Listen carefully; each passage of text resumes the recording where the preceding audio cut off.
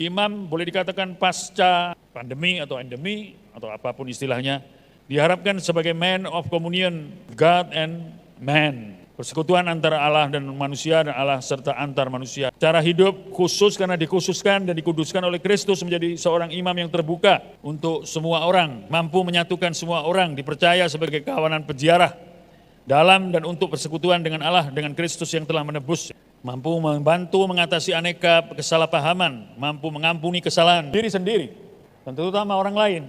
Tidak mudah, sakit hati, mampu untuk memperdamaikan dan terutama diperdamaikan dengan Allah. Salam sapanya menyejukkan, tidak cenderung memecah belah, menuduh dan menghakimi. Santo Yohanes Maria Vianney menekankan pelayanan hidup imamatnya pada dua sakramen, sakramen tobat dan sakramen Ekaristi. Orang dapat beranggapan bahwa dia tipe imam yang kuno hanya di seputar altar, tapi itulah yang sebenarnya menjadi hakikat pelayanan kita yang utama. Para saudara yang terkasih, sehubungan dengan kondisi kesehatan, perayaan Ekaristi pada sore hari ini akan dipimpin oleh Bapak Uskup kita, Monsinyur Vincentius Sutikno Wisaksono. Namun secara khusus akan diwakili oleh Romo Vikjen, Romo Yosef Eko Budi Susilo sebagai selebran dan didampingi oleh para Romo Vikep. Dalam nama Bapa dan Putra dan Roh Kudus. Damai bersamamu dan bersama rohmu. Ibu Bapak yang dikasihi Tuhan, para romo, rekan imam, rekan seimamat yang terkasih, pada sore hari ini kita merayakan Ekaristi bersama Bapak Uskup kita. Ada dua hal penting di dalam Ekaristi ini. Yang pertama adalah pembaharuan janji imamat di hadapan Bapak Uskup sebagai gembala gereja kita sebagai imam harus selalu setia, loyal, bertanggung jawab atas hidup panggilan rohani kita sebagai imam yang tak lain adalah pembantu uskup. Yang kedua, pemberkatan minyak-minyak, yaitu minyak katekumen, minyak krisma, dan minyak orang sakit. Di dalam Ekaristi ini menjadi sumber di mana kolegialitas para imam kepada Bapak Uskup dibangun dan dipelihara secara berkesinambungan. Marilah para romo kita mempersiapkan hati kita sebagai orang lemah, mempunyai dosa, kita mohon ampun kepada Tuhan dan juga kepada sesama, supaya kita layak merayakan misteri suci ini. Para imam dan umat yang terkasih, ada dua hal yang bisa menjadi pokok renungan kita di hari pembaharuan janji imamat dan pemberkatan minyak-minyak suci. Pertama, dalam misa Krisma ini kita para imam membaharui atau lebih tepatnya menyegarkan kembali janji imamat dengan mengulang niat suci kita untuk mencintai Tuhan Yesus secara personal, secara pribadi. Dalam bahasa Jawa Timuran itu niat ingsun. Seakan-akan kita mau mengatakan seperti di dalam Yohanes 21, 15 dan seterusnya. Apa yang dikatakan oleh Simon Petrus yang ditanya Tuhan, Simon anak Yohanes, apakah engkau mengasihi aku? Dan sampai ketiga kalinya dan dia menjawab sampai ketiga kalinya pula, benar Tuhan.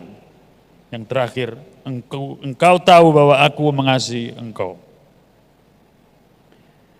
Tema tahun ini dalam Ardas kita menyadarkan kita sendiri akan karya pastoral yang memang mau menguatkan hidup lingkungan sebagai jati diri gereja, sekaligus menguatkan dasar dari cinta kita akan perayaan Ekaristi yang sempat dihambat dan dibatasi oleh pandemi COVID-19 2 tahunan terakhir ini.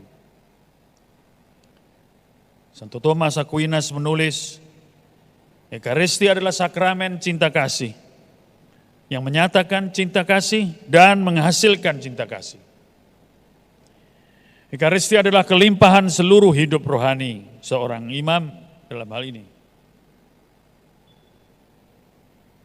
Lagu-lagu yang klasik bisa menumbuhkan seringkali, entah bagi saya, Agnus Angelicus seperti tadi dalam renungan dari Santo Thomas, maupun Ave Verum oleh Wolfgang Amadeus Mozart bisa mengharu birukan hati kita kalau kita menyanyikan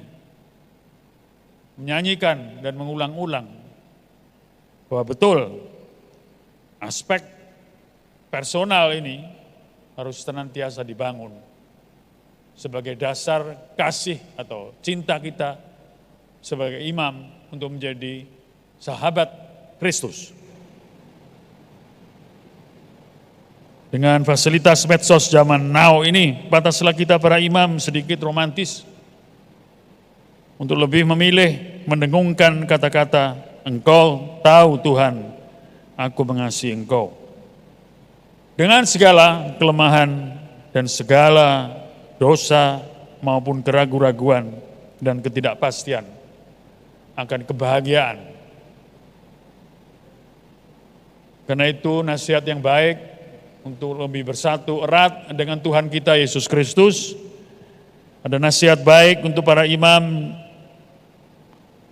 dimanapun juga untuk mengunjungi sakramen Maha Kudus, di kapel-kapel adorasi abadi yang hampir merata seperti di paroki-paroki di Keuskupan Surabaya, sebagai kekuatan hidup. Itu nampaknya sepele tapi sungguh membuat kita lebih merasakan aspek personal ini loh. Seperti dalam cinta suami istri yang kerap dan harus terus mengatakan, "Sayang, aku cinta padamu." Dan itulah meskipun mungkin agak berbau romantis yang sepele, yang dibuat-buat, tapi sungguh membangun semangat itu, menguatkan hati kita. Santo Thomas pernah menulis, bahkan untuk perjuangan hidup intelektual, dalam hidup intelektual bagaimana bertanggung jawab, bagaimana bertanggungjawabkan iman akan Tuhan kita Yesus Kristus.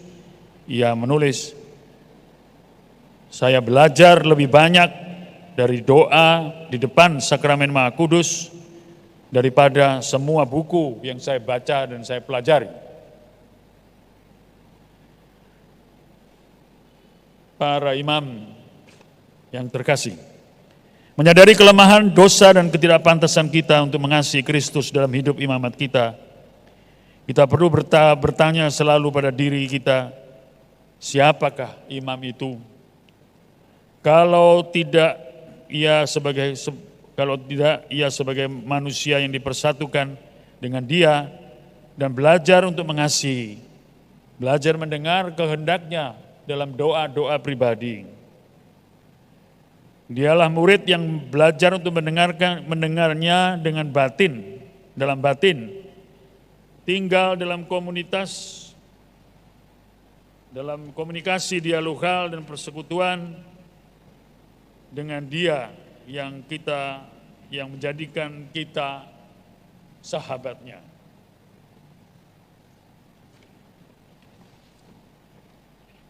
Kedua, seperti halnya Santo Simon Petrus seketika ia menjawab Yesus, "Benar Tuhan, Engkau tahu bahwa aku mengasihi Engkau." Tuhan Yesus menyambutnya dengan, "Gembalakanlah domba-dombaku," sampai ketiga kali pula. Kisah ini mengisyaratkan diktum bahwa seorang imam oke-oke saja mengklaim bahwa ia mau mengasihi sungguh Tuhan, tapi bukan Tuhan kepada Tuhan yang narsis, yang senang kalau dikasih manusia, melainkan kasih yang harus nyata dalam komitmen atau responsibility, tanggung jawab kita sebagai sahabat bagi dalam karya penggembalaan. Kasihnya harus nyata dalam keterlibatan untuk mengurus, komitmennya harus kelihatan dalam mengatur dan memimpin, memelihara umat Allah yang dipercayakan kepadanya. Inilah yang dinamakan caritas pastoralis. Seorang imam harus membuahkan kasihnya kepada Tuhan dalam kasih penggembalaan. Ia harus senantiasa merasa terpanggil, merasa diutus untuk berbuah dalam kasih penggembalaan. Hendaknya selalu terngiang di telinga semua imam, Roh Tuhan turun atasku, aku diutusnya untuk mewartakan kabar gembira keselamatan. Kiranya dalam konteks inilah nasihat Paulus untuk Timoteus ketika ia menguatkan dan selanjutnya mengutus Timoteus untuk pergi dan berbuah dalam kasih penggembalaan. 2 Timoteus 1 ayat 6. Karena itu kuperingatkan engkau untuk mengobarkan kasih karunia yang ada padamu oleh penumpangan tanganku atasmu. Kiranya itu juga yang menjadi pesan Paus Fransiskus dalam ensiklik pastoral Evangelii Gaudium untuk tetap berkobar dalam sukacita kasih pastoral. Kita diharapkan bukan bermental pegawai, apalagi pejabat, apalagi sebagai hamba, sekedar melakukan tugas. Sebagai sahabat Yesus mengurus kawanan domba umat Allah, kita memang diharapkan taat, tetapi juga setia, namun lebih penting kreatif, terutama pada zaman sekarang ini yang menuntut kita untuk bagaimana belajar dan mengamati tanda-tanda zaman. Saya bergembira menerima laporan mengenai pertemuan dari pastoral, para fikep, dan imam-imam yang untuk melihat bagaimana dampak dari pandemi COVID-19 ini di kalangan umat. Dan terus-menerus, kalau tidak bisa bertemu, tetapi kalau dengan Zoom, wah, punya daya antisipasi pula untuk strategi jemput bola. Tidak menunggu untuk apa yang harus saya lakukan. Ambil inisiatif. Dalam kaitan ini, imam boleh dikatakan pasca pandemi atau endemi atau apapun istilahnya, diharapkan sebagai man of communion with God and man. Persekutuan antara Allah dan manusia dan Allah serta antar manusia. Cara hidup khusus karena dikhususkan dan dikuduskan oleh Kristus menjadi seorang imam yang terbuka untuk semua orang, mampu menyatukan semua orang, dipercaya sebagai kawanan peziarah dalam dan untuk persekutuan dengan Allah, dengan Kristus yang telah menebusnya. Mampu membantu mengatasi aneka kesalahpahaman, mampu mengampuni kesalahan diri sendiri, dan terutama orang lain. Tidak mudah, sakit hati, mampu untuk memperdamaikan dan terutama diperdamaikan dengan Allah. Salam sapanya menyejukkan, tidak cenderung memecah belah, menuduh dan menghakimi.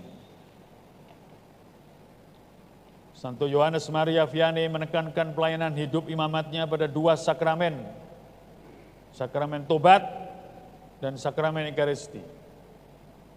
Orang dapat beranggapan bahwa dia tipe imam yang kuno, hanya di seputar altar, di seputar gedung gereja saja. Tapi itulah yang sebenarnya menjadi hakikat pelayanan kita yang utama. Untuk dengan rendah hati kita membaharui kehidupan rohani umat untuk dekat dengan Tuhan Yesus. Karena tobat yang tulus di hadapan Allah, pembaruan hidup senantiasa dan selalu bersyukur dalam perayaan Ekaristi. Bagaimanapun juga kita harus ingat imamat mendapat kekuatan hidup dari perayaan Ekaristi atas kurban cinta Tuhan Yesus Kristus yang dihadirkan dan dihadirkan sekali dan sekali lagi. Bahkan hidup Kristiani sungguh menjadi penuh karena Ekaristi sebagai sumber dan puncak hidup. Pertanyaan kembali bagi kita para imam, lepas dari siapa kita atau jabatan kita, apakah Ekaristi menjadi sumber dan kekuatan hidup kita untuk menjadi orang yang sungguh dalam bersekutu erat dengan Allah dan manusia? Apakah Ekaristi kita hanya sekedar ex opere operato, asal jalan saja atau asal dilakukan oleh pelayannya sebagai imam, atau ex opera operantis, asal dilakukan karena pelayannya sah sebagai yaitu imam? Maka misa harian ya menjadi kekuatan, sekalipun itu membosankan, mungkin tidak ada yang membuat kita rasa bergairah sama sekali. Tetapi lihat dalam pandemi, krisis pandemi dan COVID-19 ini, sungguh kita disadarkan bagaimana misa adalah misa sederhana saja. Tidak usah ditambah-tambah dengan macam-macam perhiasan atau segala aspek manusiawi, emosi. Saya cukup bergembira karena TPE yang baru kurus sekarang. Dulu tuh banyak alternatif, waduh. Ya, mengapa kita perlu banyak alternatif? Ya mungkin karena bosan. Inilah kekhasan sifat manusia yang suka bosan. Karena mengandalkan pada ya kemanusiaan kita yang mau mencari hiburan. Kita mau bertanya, apakah kita sanggup senantiasa berkobar dalam pelayanan pastoral, larut dan hanyut dalam kita tidak mau pelayanan kita larut dan hanyut akhirnya dalam arus kelemahan fisik, mental, sakit penyakit, dan tergerus oleh usia lanjut. Dua pokok renungan ini semoga cukup untuk mempersiapkan